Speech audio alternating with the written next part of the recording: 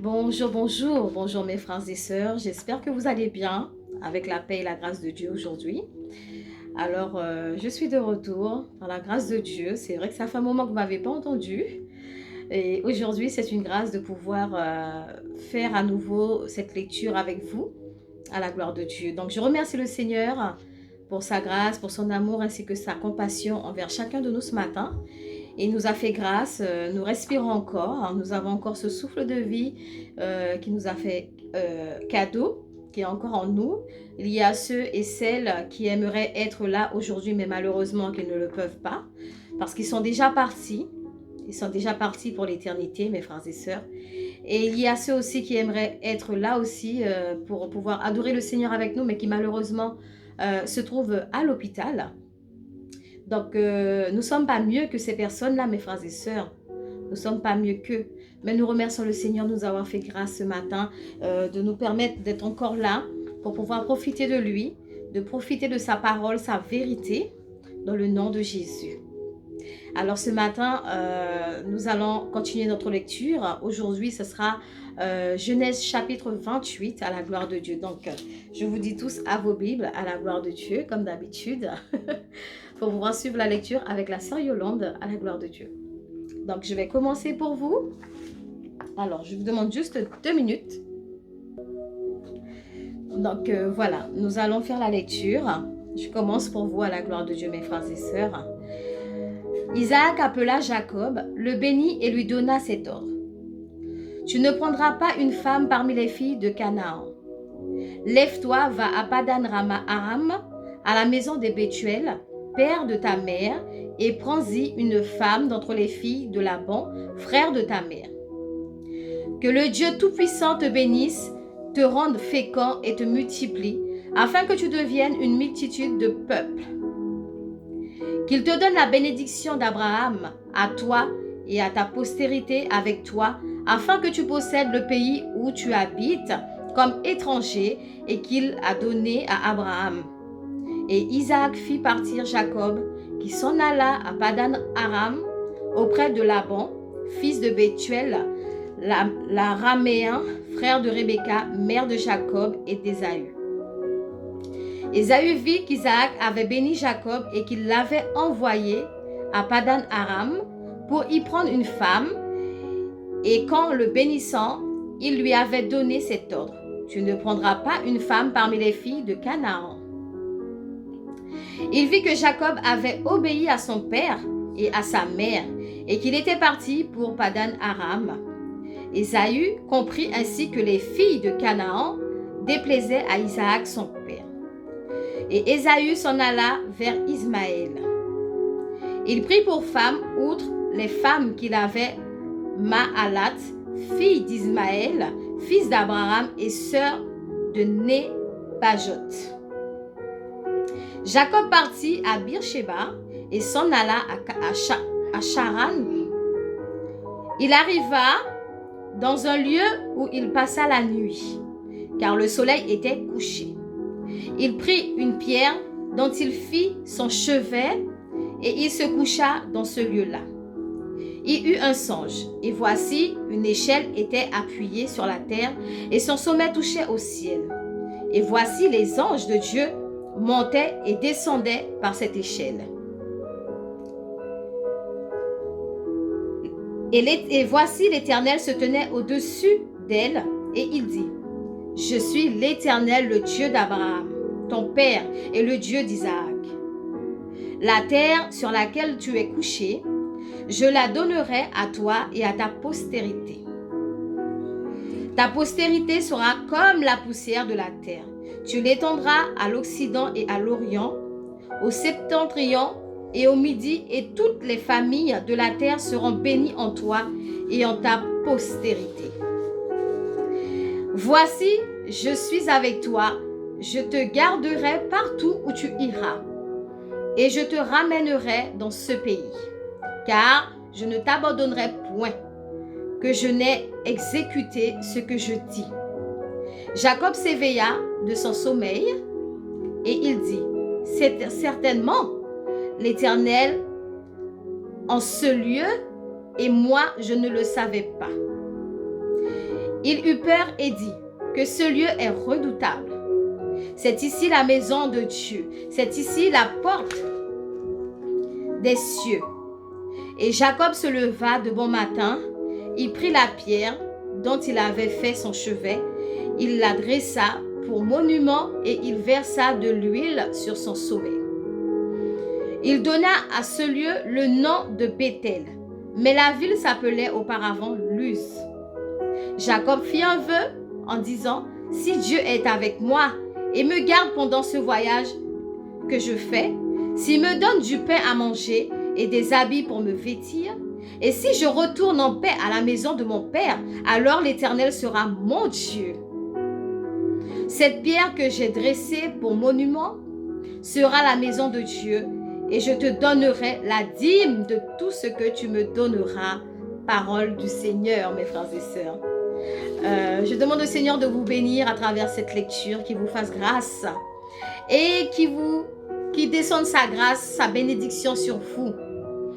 Que Dieu vous donne ce que vous désirez, mes frères et sœurs. Parce que vous savez, quand on obéit au Seigneur, quand le Seigneur nous demande de faire des choses pour lui, nous demande de faire un travail pour lui, de prier pour un frère ou pour une sœur, ou d'aller dans un pays pour faire une action de grâce, ou quelle que soit la chose que l'Éternel nous demande de faire, tant qu'on obéit, le Seigneur, lui, ce qu'il fait, il nous bénit, il nous descend sa grâce, il nous bénit avec beaucoup de choses, c'est-à-dire que le Seigneur va te dire, va prier pour la sœur, une sœur quelconque, il va te dire d'aller prier pour une sœur, et toi tu te lèves vraiment, et tu vas faire ce que l'Éternel te demande de faire, ce que Dieu te demande de faire.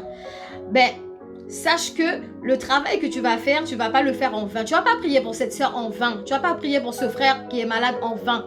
Le Seigneur, au moment où tu as pris la décision de l'obéir et de faire ce qu'il t'a demandé de faire, tu seras béni automatiquement. Il va faire un truc pour toi. Il va t'ouvrir une porte. Si tu avais une porte qui était fermée, si tu avais un truc que tu voulais dans ta vie, le Seigneur, il va le faire. Hein? Il va le faire parce qu'il a vu que tu as obéi à sa parole. Tu as exécuté l'ordre qu'il t'a donné. Il a vu que tu as exécuté l'ordre que tu lui as donné. Donc, du coup, lui, ce qu'il va faire, il va casser des chaînes pour toi. Il va ouvrir des portes pour toi. Il va te donner des bénédictions. Si c'est un bébé que tu voulais, il va te donner un bébé. Quelle que soit la chose, mes frères et sœurs, si c'est le permis, si c'est une carte de séjour, je ne sais pas moi, quelle que soit la chose que le Seigneur a vu que tu voulais, mais le fait que tu as exécuté son ordre, parce que Dieu, il aime quand ses enfants sont obéissants, il aime quand ses enfants obéissent à sa parole, à son autorité. Quand le Seigneur te demande quelque chose, il voit que tu vas faire cette chose. Attention, quand il te demande de faire la chose, c'est si tu le fais de tout ton cœur. Si tu le fais de tout ton cœur, là, il va te donner ce que ton cœur désire vraiment. C'est pas dire oui, je vais parce que le Seigneur m'a demandé d'y aller, je me force à y aller. Non! Il faut aller de tout ton cœur. Il faut montrer au Seigneur que le travail qu'il t'a demandé de faire, tu veux le faire vraiment. Tu as la volonté de le faire. Mais ne va pas comme ça en disant oui parce que Dieu m'a dit de faire ça, je vais le faire comme ça, machin. Non, c'est comme pour la dîme. Quand tu donnes ta dîme, tu le donnes de tout ton cœur. Et quand tu donnes la dîme, tu vois les grâces descendre comme ça sur ta vie. Tu comprends rien, même toi tu comprends rien. Faites l'expérience, mes frères et sœurs, et vous verrez comment la dîme, en donnant votre dîme à l'église, en donnant votre dîme, vous allez voir comment le Seigneur va vous ouvrir des portes, comment les portes vont s'ouvrir comme ça, vous allez rien comprendre, vous allez dire, mais Seigneur, ça fait des années, ça fait des mois que je demande ça. Et ça n'arrivait pas. Et pendant que je t'ai donné ma dîme avec mon cœur, de tout mon cœur, regarde comment tu m'as débloqué, regarde comment tu m'as ouvert cette porte. C'est ça que le Seigneur attend de nous, mes frères et sœurs. Regardez comment il a béni. Comment il a béni ce frère. C'est Jacob. Vous avez vu comment il a béni Jacob? Il a béni Jacob. Parce que Jacob a obéi, tout simplement. Donc vous avez vu dans la partie où il disait voici, je suis avec toi, je te garderai partout où tu iras. Et c'est vrai. Le Seigneur, il n'y a pas un endroit où nous sommes où le Seigneur n'est pas là, mes frères et sœurs. Ça, c'est quelque chose que vous avez remarqué, que vous avez vu. Le Seigneur est avec nous à chaque heure, à chaque minute, à chaque seconde, si vous l'avez remarqué. Vous ne voyez pas, à chaque fois que l'ennemi vient et qu'il essaie de nous attaquer, il essaie de nous faire quelque chose de mal, vous ne voyez pas que le Seigneur nous donne la victoire sur l'ennemi quand on dort dans notre sommeil? Quand nous dormons, mes frères et sœurs, nous sommes entre la vie et la mort. Il n'y a que Dieu qui peut nous sortir de ce rêve, hein, de ce songe, de cette révélation. Il n'y a que Dieu qui peut nous sortir de ce combat-là. Parce qu'il y a des combats que nous menons dans notre sommeil. Si l'Éternel n'est pas là pour nous donner le secours qu'il faut, mes frères et sœurs, ben, on ne se réveillera pas. On risque de rester dans le sommeil, ça c'est sûr. Mais le Seigneur nous fait grâce, malgré nos défauts, malgré nos péchés, malgré nos iniquités, mes frères et sœurs, malgré, parfois nous sommes désobéissants à sa parole, pardon. Parfois nous désobéissons à la parole de Dieu. Nous ne voulons pas écouter ce que le Seigneur veut nous dire. Malgré ça, mes frères et sœurs, son amour est tellement incomparable, son amour est tellement fort pour nous, mes frères et sœurs. Son amour n'a tellement pas de limite qu'il est toujours là pour nous, malgré nos défauts. Et comme il a dit, il déteste, il hait nos péchés, il hait tout ce que nous faisons, mais il ne nous déteste pas, nous, mes frères et sœurs. Donc voilà, mes frères et sœurs, c'est ce que je voulais partager avec vous ce matin. Sœur Yolande était ravie de pouvoir faire cette lecture avec vous ce matin, comme d'habitude. Hein. Sachez que je ne vous ai pas oublié. Des fois, vous savez, hein, dans la vie, parfois on peut avoir des problèmes. Il y a des choses qui nous arrivent. Donc du coup, on n'a pas vraiment le temps parfois de faire des vidéos et tout. Vous savez, avec quand on a des enfants aussi, on est maman. C'est pas toujours évident, c'est pas toujours facile.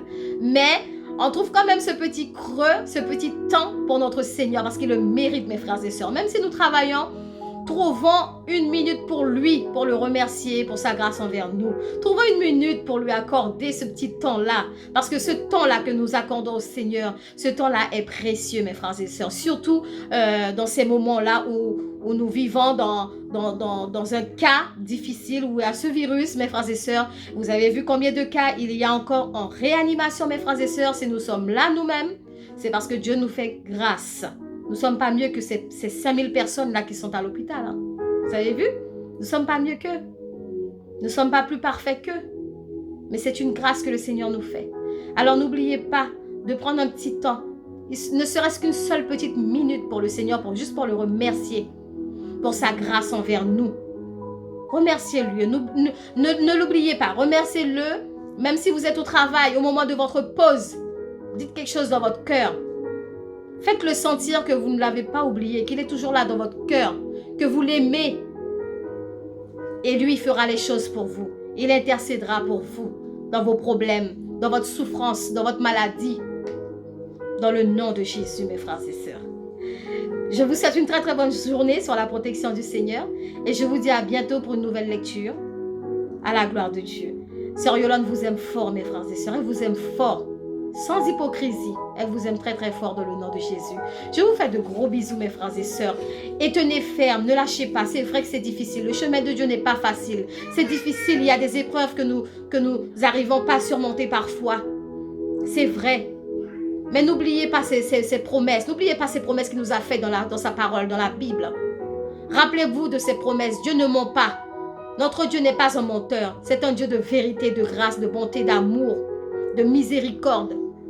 N'oubliez pas, mes frères et sœurs, qu'il vous aime de tout son cœur. Il nous aime plus que nous l'aimons, mes frères et sœurs. Donc voilà, c'est là que je vous laisse.